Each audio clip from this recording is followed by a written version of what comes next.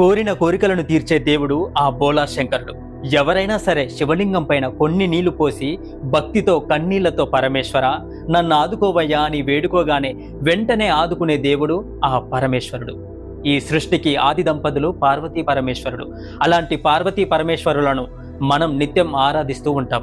పరమేశ్వరుడికి 2 రకాలైన పుష్పాలను ఎట్టి పరిస్థితుల్లో కూడా పొరపాటున కూడా సమర్పించవద్దు. ఒకవేళ సమర్పిస్తే జీవితంలో ఎన్నో కష్టాలను నష్టాలను అనుభవించాల్సి వస్తుందట. 1000 తెల్ల జిల్లేడు పుష్పాలను తెచ్చి శివ సహస్రనామం చదివి శివలింగం పైన వేస్తే ఎంత పుణ్యం లభిస్తుందో, ఒక్క గన్నేరు పుష్పాన్ని శివలింగం పైన పెడితే అంతే ఫలితం వస్తుంది అని శాస్త్రం మనకు చెబుతుంది. 1000 గన్నేరు పుష్పాల్ని శివ సహస్రనామం చదివి శివలింగం పైన పెడితే ఎంత పుణ్యమైతే వస్తుందో అంతే పుణ్యం ఒక్క మారేడు దళం శివలింగం పైన పెడితే అంత ఫలితమే వస్తుంది.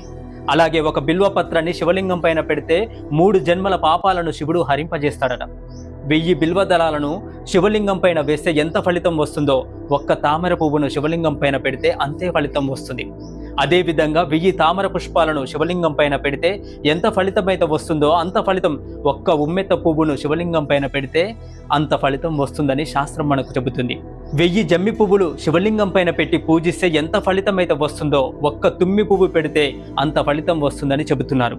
పరమేశ్వరుడికి తుమ్మి పువ్వు అంటే చాలా ఇష్టమట.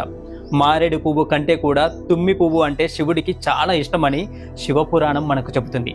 శివుడికి తుమ్మి పువ్వు ఎందుకు ఇష్టమనే దానిపైన శివపురాణంలో ఒక కథ కూడా ఉంది. పూర్వకాలంలో ఒక ఆటవికుడు అడవిలో వెళ్తూ ఉన్నాడు. అతడికి శివుడు అంటే ఎంతో భక్తి. మార్గం మధ్యలో చలి ఎక్కువగా ఉండడం వల్ల ఆగిపోయాడు. అక్కడ శివలింగం ఉంటుంది. శివలింగానికి నమస్కారం చేసుకొని ఒక చోట తలదాచుకొని తన దగ్గర ఉన్న సంచిని కప్పుకొని నిద్రపోతున్నాడు. మధ్యలో మెలకువ వచ్చి చలి వల్ల శివుడు కూడా వణికిపోతాడేమో అని తను కప్పుకున్న సంచిని శివలింగం పైన కప్పుతాడు. దాంతో శివుడు ప్రసన్నమై భక్తుడికి ఏం కోరిక కావాలో కోరుకో అని అడుగుతాడు. తన పాదాలు ఎప్పుడూ కూడా శివుడి పైన ఉండాలని కోరుతాడు ఆ భక్తుడు. అంటే శివుడి పాదాలు తన పైన ఉండాలని సరిగ్గా అడగకుండా తప్పుగా అడుగుతాడు ఆ భక్తుడు. అయినప్పటికీ శివుడు అతని కోరికను ప్రసాదిస్తాడు.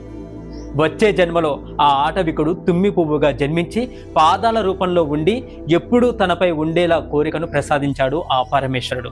అందుకే తుమ్మి పువ్వు పాదాల ఆకారంలో ఉంటుంది. ఈ రకంగా శివుడికి తుమ్మి పువ్వు అంటే ఎక్కువ ఇష్టమని శివపురాణం మనకు చెబుతుంది. శివుడికి ఎన్ని పువ్వులతో పూజ చేసినా తుమ్మి పువ్వులతో పూజ చేయడం మర్చిపోకూడదు. శివ పూజలో పొరపాటున కూడా బంతి పువ్వులను వాడకూడదు.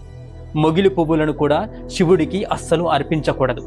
ఎవరైతే మొగిలి పువ్వులతో అర్పిస్తారో వారు జీవితంలో అష్ట కష్టాలను అనుభవిస్తారట. మీకు ఈ వీడియో ఇన్ఫర్మేటివ్గా అనిపిస్తే ఓం నమః శివాయ అని కమెంట్ చేయండి.